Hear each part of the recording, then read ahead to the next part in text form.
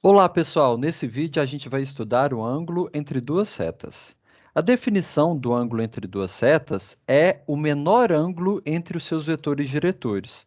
A gente coloca essa definição porque retas não têm sentido, a gente tem somente uma direção. Então a gente está preocupado somente em analisar o ângulo entre elas utilizando a direção dos vetores diretores, não importando o sentido entre eles.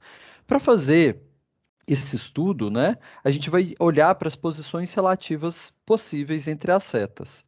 Então, por exemplo, quando as setas são paralelas, aqui a gente desenhou um vetor diretor para cima, o outro está para baixo, né? Então, com sentidos contrários. Mas, mesmo assim, observa, o ângulo que as setas fazem é zero, elas não têm nenhuma inclinação uma com a outra. A mesma coisa vai acontecer quando as setas são coincidentes, que é esse segundo desenho aí. A gente não tem um ângulo entre os vetores diretores. A questão é, Jane, por exemplo, nesse caso aqui da segunda, né? A gente poderia ter desenhado o vetor diretor vindo aqui para baixo, esse segundo. Aí o ângulo entre eles seria π. Mas por que a gente não coloca π? Porque a gente escolheu o menor ângulo entre os seus vetores diretores, uma vez que a reta não tem sentido, né?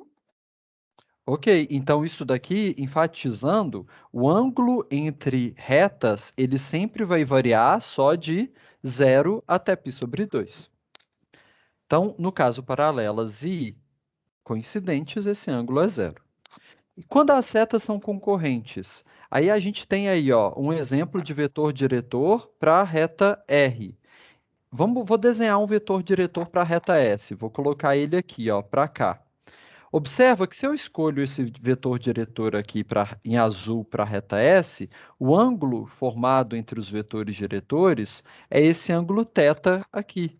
E ele é um ângulo obtuso, ele é um ângulo maior que 90. Então a gente não está interessado em escolher os vetores diretores dessa forma. A gente vai querer escolher o vetor diretor para cá. O ângulo que a gente está interessado é esse ângulo aqui.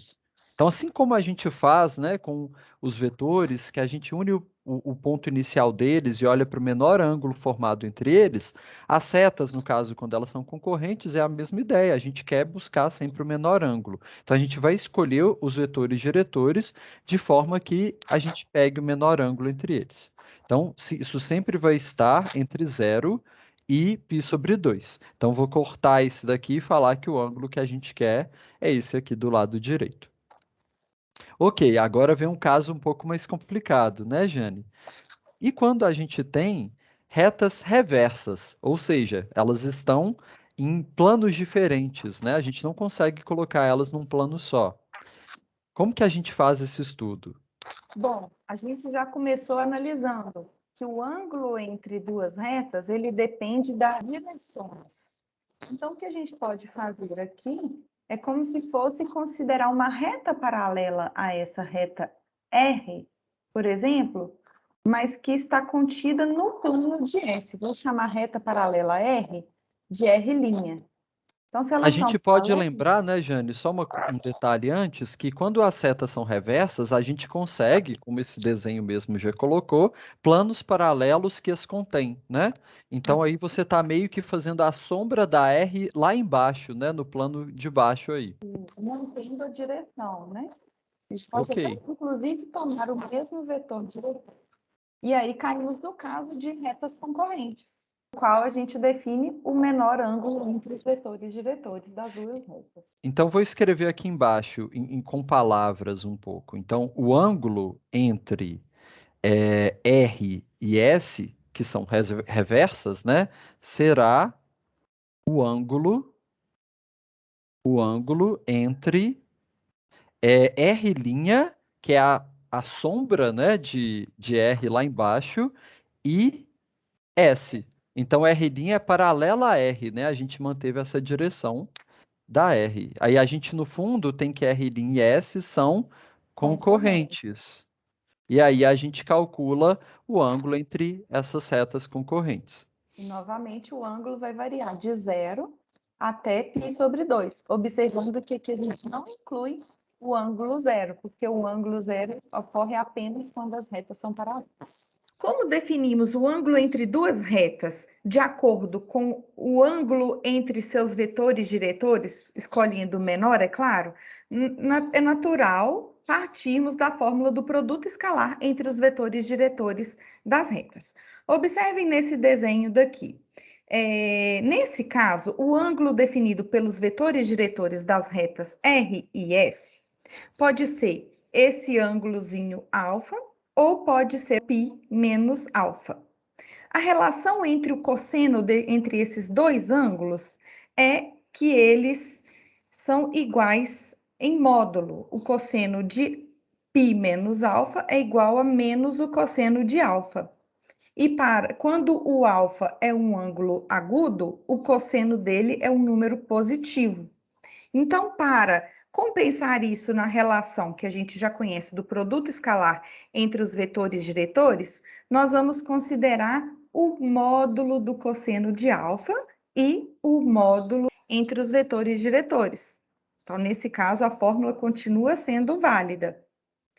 E, assim, o cosseno do ângulo entre as duas retas, que é aquele em que o cosseno dos vetores diretores é positivo, ele vai ser dado pelo quociente do módulo do produto escalar entre os vetores diretores das retas, dividido pelo produto das normas dos seus vetores diretores.